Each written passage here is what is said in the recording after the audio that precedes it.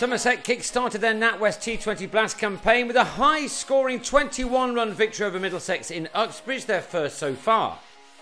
Jim Allenby called correctly at the toss and decided that a hard pitch with a good covering of grass on it needed to be batted on first. The pitch did have some pace in it, and Lewis Gregory, promoted to the top of the order, tried to make the most of it.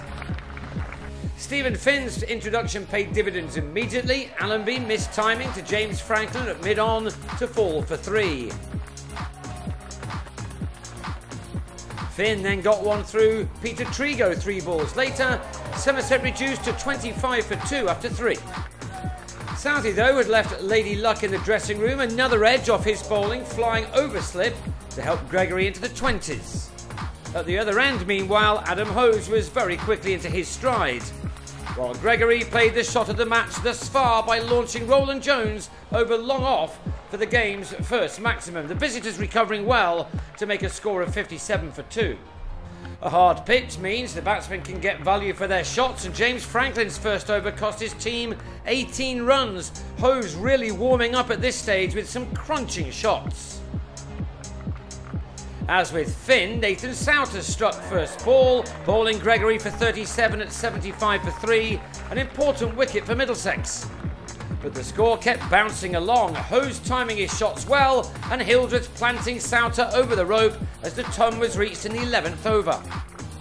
A very big total looked on the cards, with Hose playing all the shots and claiming a 50 of 22 balls, with 8 fours and that uppercut 6 included. As expected, it began to rain sixes. Hildreth with his second. But as he tried to go big again in the same over, he was brilliantly caught by the bowler Souter. An extraordinary catch, really, which brought an end to Hildreth's explosive innings, which brought him 38 runs in only 19 deliveries.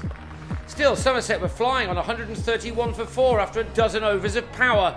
No shot more powerful than this one from Hose, which sailed right out of the ground. But next ball, his sprightly knock of 59 was brought to an end by Souter, who won the LBW for final figures of 3 for 43 from his 4 overs. 5 overs left, and Somerset had their 150 on the board and looked for the big finish, even though they lost Michael Leask to Ryan Higgins for 5. Then debutant Tom Banton skied Southey to McCullum. Middlesex the team to move on top now with a total on 159 for 7. Craig Overton was then held in the deep but offered no ball, and it was costly, as in the next over he sent Southey into the distance. However, he lost Roland van der Merwe at the other end, Higgins with the smart catch. And then Overton was out for 19 before Josh Davies struck the last 2 balls of the innings for 4s to take Somerset to a very attractive 207 for 9 from their allotted 20 overs. With such a target on hand, McCullum moved up to open the innings after a delay to the reply because of rain, and the skipper was out, putting a slow full toss from Davey into the hands of Trigo after making a quick-fire 10. That brought in Sterling, who duly pulled his first ball for 6 over square leg. Few had heard of Banton before the start of play, but he made a very good impression with a superb stumping to remove David Milan in the 3rd over. The decision to give spinner Leask a 2nd over at the top of the innings paying off. Sterling and Owen Morgan then took the total of 48 at the end of the power play, and the former then took on Max Waller, with this pull going all the way to bring up the 50. And then he did the same at the other end of van der Merwe, Sterling dominating a 50-run partnership which had occupied just shy of 7 overs. And the chase then got much tougher when Sterling on 39 picked out Gregory off Overton to end the 3rd wicket stand on 66. It left a lot for Middlesex to do.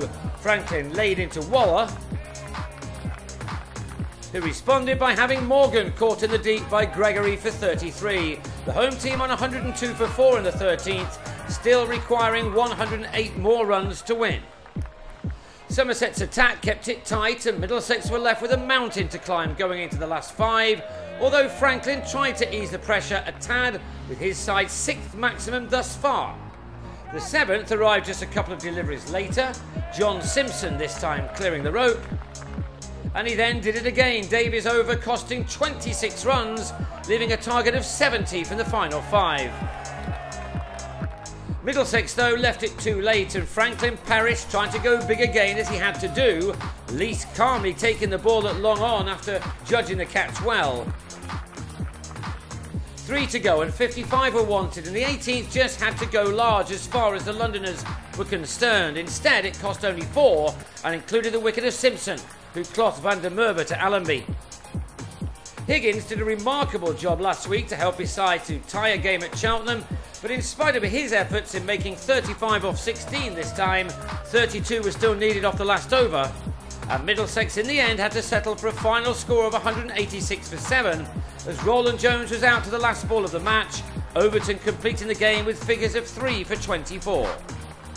So it was a 21-run victory for Somerset, who next head home to meet neighbours and rivals Gloucestershire on Friday, while Middlesex, looking to get their campaign back on track, go to Richmond on Thursday for a clash with Kent.